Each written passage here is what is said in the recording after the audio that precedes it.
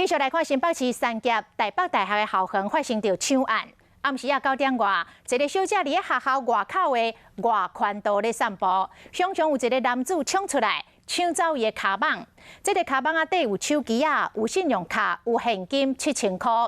这个小姐伫咧游乐的过程中，大声来喊叫，跋倒过来受伤。看到的民众赶紧来报警，警方已经锁定嫌犯的身份，讲是当地有咧食毒品的人口，会赶紧甲人逮捕归案。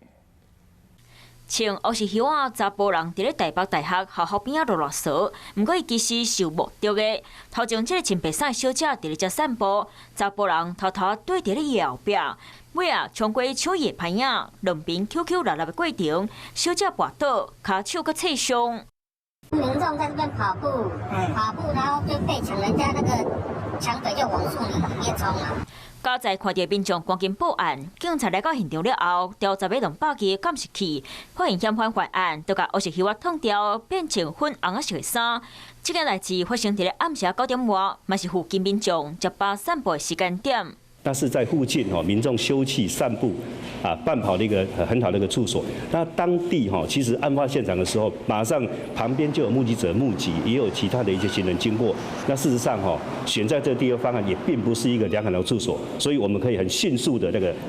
确定嫌犯的身份，很快的可以将他逮捕归案。